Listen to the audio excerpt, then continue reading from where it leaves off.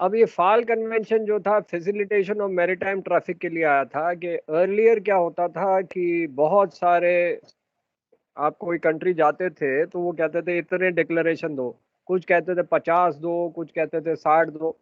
तो स्टैंडर्डाइज नहीं था, सबको परेशानी होती थी, रेडियो ऑफिसर की बेचारी की बैंड बज जाती थी इतनी डिक्लेरेशन देते हुए। सो एक कन्वेंशन हुआ on facilitation of international maritime traffic, तो ये आया 1965 में हुआ और ये 1967 में आया। तो ये आप लोगों के आने से पहले ये आ गया। एंड इसका मेन ऑब्जेक्टिव था कि अननेसेसरी डिले जो हो रहा था मैरीटाइम ट्रैफिक में वो कम हो जाए and cooperation between governments will happen. So this was adopted in 1965, entered in 1967. इसमें 118 contracting governments हैं, 3 associate members, and it is covering 93.78% of the world fleet. 56 IMO members ने अभी तक साइन नहीं किया इसको. So it does not apply on warships or pleasure yachts. It applies to all vessels engaged in international waters. Structure में इसमें 16 article हैं और 7 annex of 7 chapters. So basically फाल इसलिए आया so that you have uniformity in formality, जो आप declaration दे रहे हो तो उसमें uniformity होनी चाहिए, and इन्होंने कहा कि number of declarations होने चाहिए 7 declaration कम से कम होने चाहिए, and this consists of 16 articles 1 annex, and then the scope, notification and entry requirements, structure में definitions ये सारे आ जाएंगे, arrival, departure, stay, stowaways अगर हैं तो यू हैव टू मेंशन क्या स्टोवेज हैं, उनको आपको डिपार्ट करना है तो वो भी मेंशन करना है। Then arrival, stay and departure of cargo and other articles, public health, quarantine, sanitary measures for animals and plants, अगर आप कैटल कैरियर हो तो सैनिटरी मेजर्स होने चाहिए। प्लांट्स कैरी कर रहे हो तो अकॉर्डिंगली जो रिस्ट्रिक्टेड हैं उनको नहीं अलाउ करना है, all those things and the miscellaneous provisions. तो इसमें 2 अपेंडिक्स हैं, एक तो आईएमओ का फाल फॉर्म है and second is your form of stowage details. तो स्टोवेज अगर हैं तो कैसे हैं, कौन कौन से नेशनैलिटी के हैं, उनको उनके क्या क्या डिटेल्स, कोई डॉक्यूमेंट है कि नहीं है, तो वो सारे आपको देने पड़ेंगे। Convention provides that any contracting government which finds it impracticable to comply with international standards or deems it necessary to adopt different regulations must inform Secretary General of IMO. तो अगर आपकी कंट्री वाले कहते हैं नहीं नहीं हमको तो इतने ज़्यादा डिक्लेरेशन चाहिए, इससे ज़्यादा चाहिए, then you have to apply to IMO कि भाई हमको इतने ज़्यादा चाहिए कि हमारे ये रीज़न है, रीज़न भी बताना पड़ेगा, ये नहीं कि आप बोलो हमको चाहिए तो आपको मिल जाएगा। You have to tell the reason कि क्यों आपको इतने ज़्यादा चाहिए, and once they agree then फिर जो नोटिस हैं वो दिए जाएंगे कि ऐसे इस कंट्री के अराइवल में इतने ज़्यादा नोट आपके डॉक्यूमेंटेशन होगा।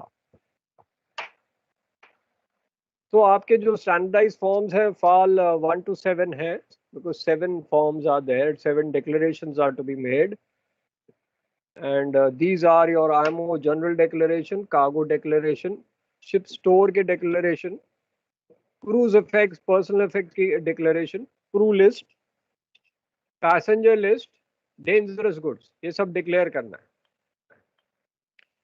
So maximum information will be provided for general declaration, cargo declaration, crew list, passenger list, and minimum declaration will be ship store and cruise effect, बाकी सबका maximum होगा। So that is your fall convention. आपको ज़्यादा तो कराना नहीं है, वो ASM में फिर ज़्यादा आ जाता है, आपके लिए इतना बहुत है।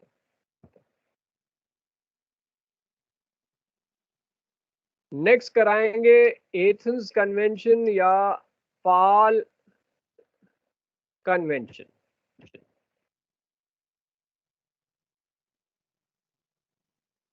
ये आपको दिखाई जा रहा है, ये कॉन्कॉर्डिया जो डूबा था लाइट हाउस के बगल में, तो पैसेंजर शिप था। तो पैसेंजर शिप की गलती के कारण डूबा, तो जो इनकी लॉस ऑफ लाइफ हुआ और इनकी लगेज लॉस हुआ, वो किस में कवर किया जाएगा? वो इस कन्वेंशन में किया जाएगा, विच इज एथेंस कन्वेंशन। अगर मैंने एक टैंकर है जिसने पैसेंजर शिप को मार दिया और पैसेंजर शिप में लोग मरे, वो एलएलएमसी में कवर होगा। लेकिन पैसेंजर शिप ने अपनी गलती से ग्राउंडिंग की या कोलिजन किया जिससे पैसेंजर मरे या उनका लगेज चला गया, खराब हुआ, वो एथेंस या कन्वेंशन या PAL, that is carriage of passengers and luggage convention में आएंगे, इसमें कवर किया जाएगा। कल मैंने यही क्वेश्चन फेज 2 वालों को पूछा था, उनको नहीं समझ आया। फेज 2 वालों को यही क्वेश्चन मैंने जो आपको अभी बताया है, वो मैंने उनको पूछा था, उनको कुछ नहीं पता था। फेज 1 वालों को पूछा, उनको कुछ नहीं पता। तो जो आप पढ़ाते हैं, अगर आप लोगों को याद रहेगा तो आपको आगे की क्लासेस में फायदा होगा। नाउ 1974 में ये एथेंस कन्वेंशन एथेंस ग्रीस में हुआ था, एंड सक्सेसर हुआ 2002 protocol. It regulates the liability of carriers and insurers for passenger and luggage claims. And in the wake of Costa Concordia, there has been increasing need for update and legal framework in the cruise ship industry.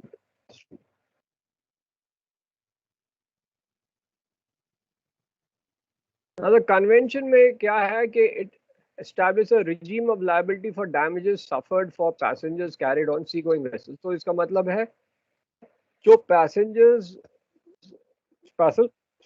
Ship पे हैं, उनको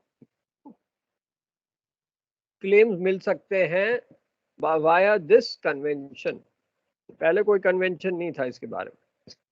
so it declares a carrier liable for damage or loss suffered by passenger if the incident causing the damage occurred in the course of carriage and was due to fault and neglect of carrier। तो अगर वो career ने अपनी गलती से ये किया है, तो उनके जो क्लेम्स हैं अंडर दिस कन्वेंशन कैरी किए जाएंगे। सो बेसिक फीचर्स इसका है नॉन शिप रिलेटेड। अगर वो शिप रिलेटेड नहीं है कि जेट्टी में उसका कार्गो चला गया या उसका लगेज गुम हो गया, तो वो तो नॉन शिप रिलेटेड है। उसमें कैरियर की हो सकती है फॉल्ट हो या ना हो। तो the passenger has a burden of proving the fault or neglect of carrier and extent of loss of damage. भाई अगर जहाज पे गुम गया तो वो तो शिप रिलेटेड है, तो वो तो उसमें कवर होगा। बट अगर वो जहाज पे कार्गो जेट्टी पे नहीं था और जेट्टी पे कार्गो रखा था, लगेज रखा था, और वो गुम गया या चोरी हो गया, that is non ship related. Ship related incident में जैसे शिपरेक हो गया, कोलिजन हो गया, स्ट्रैंडिंग हो गया, एक्सप्लोजन हो गया, फायर हो गया, और defects in the ship, then the burden of proof ये पैसेंजर के ऊपर नहीं आता प्रूव करने का, ये डायरेक्टली कैरियर को ही क्लेम देना है। बिकॉज अगर ये हुआ तो ship is presumed to be at fault, they have to prove that, ship has to prove कि उसने प्रिकॉशंस लिया अवॉइड करने के लिए इंसिडेंट, अदरवाइज उसको ये क्लेम्स देने पड़ेंगे, मतलब उसको पैसे देने पड़ेंगे to settle the claims by the passenger. So the carrier can limit his liability except when acted with intent to cause damage recklessly and with knowledge of that damage would result। इसका मतलब कि इस convention में उसकी liability को हम control कर सकते हैं, मतलब जो डैमेजेस आपको देने हैं वो इस लिमिट में आएंगे। नहीं तो अगर आपने जानबूझ के किया तो फिर आपकी कोई लिमिट नहीं है क्लेम देने की, कितना पैसा देना उसका कोई लिमिट नहीं है। पैसेंजर ने कितना क्लेम माना वो फिर कोर्ट केस में होता रहेगा। सो 1974 में इनिशियली जब ये आया था तब वो amount was pretty low, that was for passengers death और इंजरी, limit was 46,666 SDR। तो SDR आपको बताया था सेल्फ ड्रॉइंग राइट्स है, और ये बेसिकली बास्केट ऑफ करेंसीज से कैलकुलेट होता है। So this is coming to 72। अब 101 रुपए से 105 रुपए से मल्टीप्लाई करो तो इससे ज्यादा होगा। 72,000 उसमें था, तो It's about $72,000 एंड रुपीज के हिसाब से SDR इज अबाउट 105 रुपए और 106 रुपए. 2002 protocol adoption was on 1st November 2002. It entered into force 12 months after being accepted by 10 states. इस प्रोटोकॉल में आया कि इंश्योरेंस करना पड़ेगा compulsory for covering your passengers on ships, and second thing was कि लायबिलिटी के लिमिट्स को बढ़ाया जाएगा क्योंकि वो काफी कम थी. सो कंपल्सरी इंश्योरेंस जो था कैरियर्स को मेंटेन करना है in form of financial security और बैंक गारंटी, सो दैट अगर कैरियर के पास पैसा ही नहीं है, कंपनी के पैसा नहीं है, तो बैंक गारंटी से कवर होगा. That will be for death and loss of life and personal injury to passengers. So the limit of compulsory insurance of financial security shall not be less than 2,50,000 special drawing rights per passenger on every occasion. अब ये बढ़ा दिया. So और इसकी insurance करानी पड़ेगी, तो कितने पैसेंजर्स की इंजरी हुई या लॉस ऑफ लाइफ है उसके हिसाब से उनको देना पड़ेगा. Maximum limit. The carrier is liable unless the carrier proves that incident resulted from act of war, hostility, civil phenomenon or natural phenomenon of जैसे कैरियर ने जानबूझ के ग्राउंडिंग की, तो फिर तो वो उसकी गलती ही है, उसको तो फिर कोई लिमिट ही नहीं है. अगर कैरियर ने प्रूव किया कि भाई वो उसके ऊपर किसी ने बम मार दिया, तो वो हो सकता है कि किसी ने मिसाइल फायर किया, तो उसकी तो गलती नहीं है. तो अगर वो प्रूव करेगा या सुनामी सडनली आ गई विदाउट एनी वार्निंग, तो फिर वो तो नेचुरल फिनोमिनन हो गया ऑफ एक्सेप्शनल, इनएविटेबल और इररिस्टिबल कैरेक्टर, तो फिर उसकी गलती नहीं. और wholly caused by act or omission done with intent to cause the incident by third party. जैसे पायरेट बोट है, उसने उधर से बम फेंक दिया जहाज पे और उसके कारण इतने लोग मर गए, तो वो उसकी गलती नहीं है, वो पायरेट बोट के कारण है. तो $2,50,000 उन्होंने इसकी तो आपको बैंक गारंटी बना के रखना पड़ेगा पर passenger. If the loss exceeds this limit, सब उससे ज्यादा हो गया loss, then a carrier can be liable to limit of 4 lakh SDR per passenger on every distinct occasion unless carrier proves the incident which caused the loss occurred without his fault. तो 2.5 लाख से अब उसको बढ़ा के 4 लाख भी हो सकता है अगर उसको वो लिमिट क्रॉस की है. Protocol allows the state party to regulate the specific requirements of national law, provided national limit liability is not lower than prescribed in the protocol. इसका मतलब नेशनल कंट्री के लॉ लग सकते हैं, प्रोवाइडेड जो limit है वो इस लिमिट से कम ना हो. इससे ज्यादा हो सकती है, इससे कम नहीं हो सकती. तो ये था आपका लॉस ऑफ लाइफ. अब आता है अगर लगेज डैमेज हुआ या रोरो वेसल में व्हीकल डैमेज हुई, तब क्या लायबिलिटी है. तो इसमें लायबिलिटी है for loss or damage of cabin baggage limited to 2,250 SDR per passenger per carriage. तो आपने कैबिन में बैगेज रखा, आग लग गई, तो हर पैसेंजर को चाहे वो कितने करोड़ का भी बैगेज हो, उसको इससे ज्यादा नहीं मिलेगा. 2,250 SDR per passenger per carriage. लेकिन सपोज एक रोरो फेरी है और उस बंदे ने व्हीकल नीचे रखी और ऊपर रह रहा है और व्हीकल के अंदर ही अपने बैगेज रख दिया, तो liability of carrier for loss of damage to vehicle including all luggage carried in the vehicle will be limited to 12,700 SDR per vehicle per carriage. whether आपकी BMW हो या लंबोर्गिनी हो या मारुति हो, लिमिट उसका 12,700 SDR से ज्यादा नहीं होगा गाड़ी का. उसके अंदर बैगेज भी डाला, वो सब मिला के, तो ये लिमिट है उसकी. अब सपोज आपने बैगेज को कहीं और रख दिया, आपने कैबिन में नहीं रखा, क्लोक रूम में रख दिया जहाज के, So liability of carrier for loss of damage to other luggage is limited to 3375 SDR per passenger per carriage. अब इसमें एक और आ जाता है कि आप दोनों एडजस्ट कर सकते हो कैरियर पैसेंजर के जो अमाउंट था 2250 से वो कम कर सकते हो अगर आपने एग्री किया हो। 2250 माइनस 330 कर सकते हो, नहीं तो आपको 2250 मिलेगा। और गाड़ी में $12,700 SDR से 149 कम कर सकते हो अगर दोनों एग्री करें तो। अदरवाइज आपको 12,700 SDR तो मिलेगा ही एंड 2,250 SDR मिलेगा।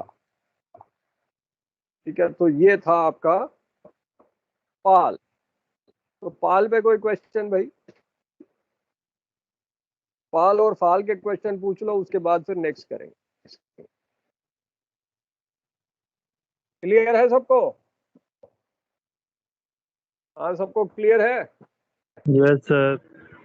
ओके, तो बहुत इजी है, इसमें तो ऐसा कुछ नहीं है। अब आपका करें क्या था, सिविल लायबिलिटी हो गया, लंदन डंपिंग बचा है। बहुत टाइम है आपके पास और ये बड़ा, चलो रोल ऑफ क्लासिफिकेशन सोसाइटी करते हैं, लॉ भी जल्दी खत्म हो जाएगा।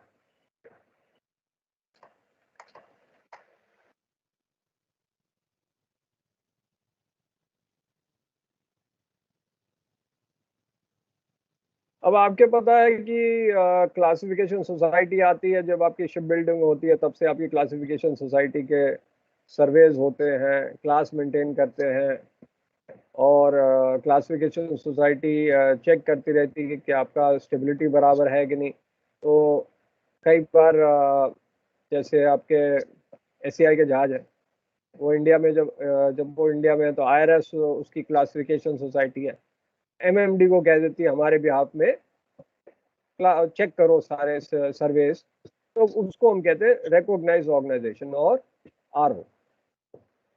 नाउ क्लासिफिकेशन सोसाइटी क्या है? एक नॉन गवर्नमेंटल ऑर्गेनाइजेशन है, सरकारी नहीं है, इज नॉन गवर्नमेंट ऑर्गेनाइजेशन, तो एनजीओ जिसको हम कहते हैं, इन शिपिंग इंडस्ट्री की एनजीओ है and is established to maintain a technical standard for, आप एनजीओ नहीं लिखना but you write non governmental organisation.